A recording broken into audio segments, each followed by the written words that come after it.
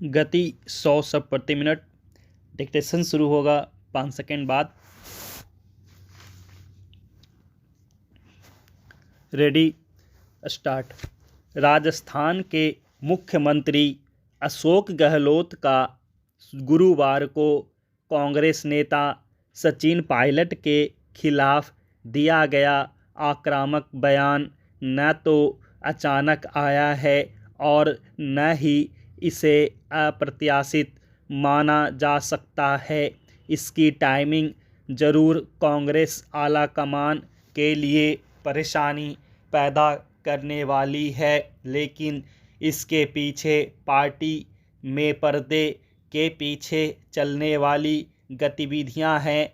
Pilot और गहलोत दोनों के बीच मुख्यमंत्री पद को लेकर रस्साकसी के चलते पार्टी में इतनी बार और इतनी बड़ी उठापटकें हो चुकी हैं कि अब उसमें किसी तरह का रहस्य नहीं रहा।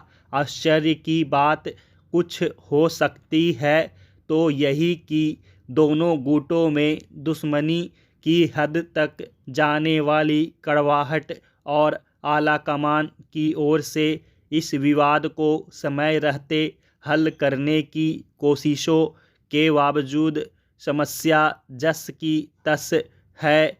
जहां पायलट को यह जायज़ शिकायत हो सकती है कि कथित तौर पर आलाकमान का बारंबार आश्वासन मिलने के बाद भी सीएम पद से उनकी दूरी कम होने का नाम नहीं ले रही, वहीं गहलोत की यह आशंका भी निराधार नहीं है कि मौका मिलते ही पायलट कांग्रेस नेतृत्व के संरक्षण से उनकी कुर्सी छीन सकते हैं।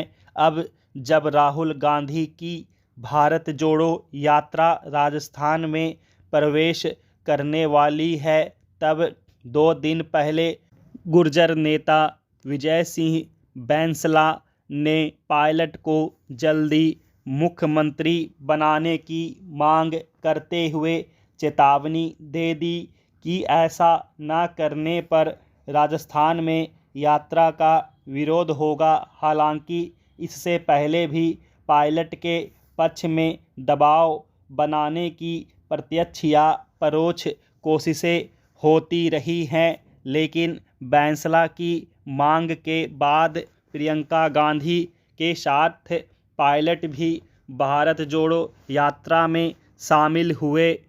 इससे कुछ हलकों में माना गया कि संभवतः अब पार्टी में सर्वोच्च स्तर पर पायलट के पक्ष में फैसला हो जाएगा। ऐसे में गहलोत ने अपने आक्रामक बयान के जरिए अपने समर्थकों को ही नहीं विरोधियों को भी आगाह कर दिया कि वह किसी भी प्रतिकूल फैसले को खामोशी से स्वीकार नहीं करेंगे। दरअसल राजस्थान का विवाद कांग्रेस नेतृत्व के लिए इधर कुआं उधर खाई की स्थिति साबित हो रहा है। भारत जोड़ो यात्रा के राजस्थान पार करने से पहले कोई भी फैसला उस पर विपरीत प्रभाव डालेगा।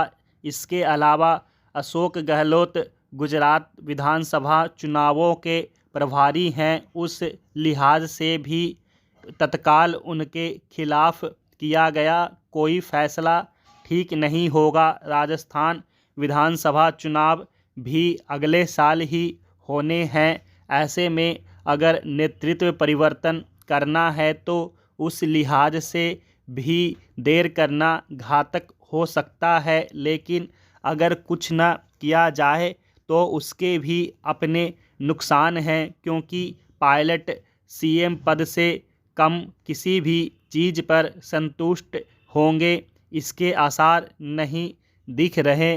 कुल मिलाकर राजस्थान विवाद कांग्रेस नेतृत्व के लिए ऐसी भूल भुलैया बन चुका है जिससे निकलने का कोई रास्ता उसे नज़र नहीं आ रहा।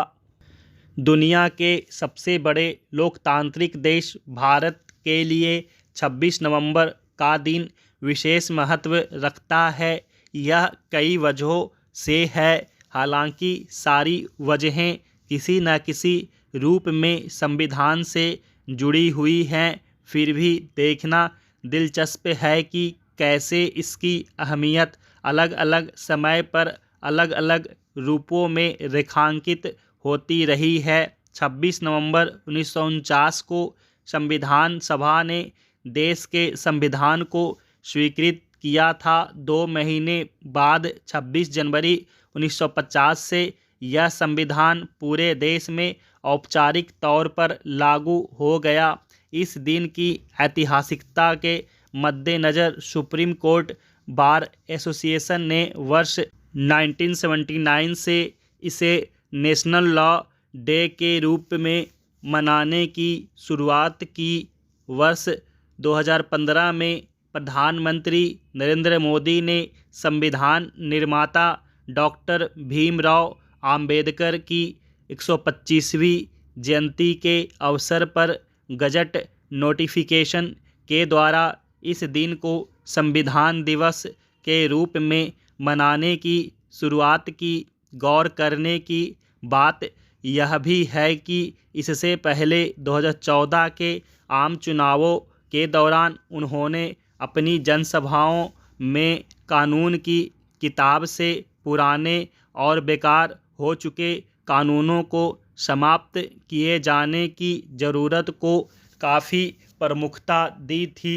सरकार गठन होने पर अपने पहले ही कार्यकाल में उन्होंने लगभग 2000 ऐसे कानूनों को समाप्त किया जो अब प्रचलन में नहीं रह गए थे। हालांकि तमाम ऐसे कानून जो आज के समय में अप्रासंगिक हो चुके हैं अब भी कानून की किताब में मौजूद हैं।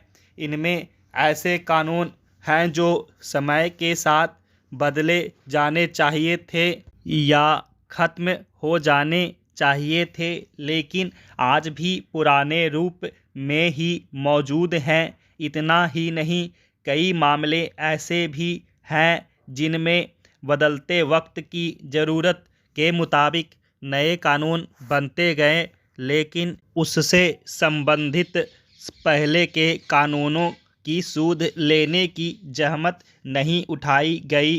परिणामस्वरूप नए कानूनों के साथ पुराने कानून भी अस्तित्व में रह गए। आश्चर्य की बात यह है कि कई राज्यों में सरकारों को भी नहीं पता कि ऐसे कानून कितने अस्तित्व में हैं और उनके यहाँ लागू हैं। कुछ उदाहरणों पर गौर किया जा सकता है। Punjab village and small towns petrol act 1918 Delhi में भी लागू होता है। इस कानून के मुताबिक यहाँ के गांवों और कस्बों में स्थानीय वयस्क पुरुषों के लिए रात में बारी बारी पेट्रोलिंग रखवाली करनी आवश्यक है। ऐसा न करने पर जुर्माने का भी प्रावधान है। The Madras live stock improvement act 1940 के मुताबिक गाय का बछड़ा आगे चलकर बैल बनेगा अथवा सांड, यह तय करने का अधिकार पशुपालक को नहीं बल्कि सरकार को है। सरकार द्वारा जारी लाइसेंस के अनुसार ही पशुपालक बछड़े को सांड या बैल के तौर पर अपने पास रख सकता है। सन 1916 में लागू एक ऐसा ही कानून है, पंजाब मिलिट्री ट्रांसपोर्ट एक्ट। इस एक्ट के तहत सेना को यह अधिकार है कि वह परिवहन के लिए राज्य के नागरिकों के जानवर, वाहन, नाव आदि वस्तुओं को जबरन कब्जे में ले सके।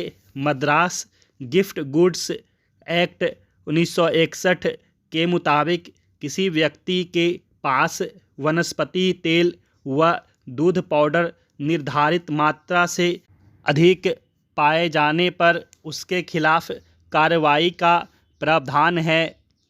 स्टॉप।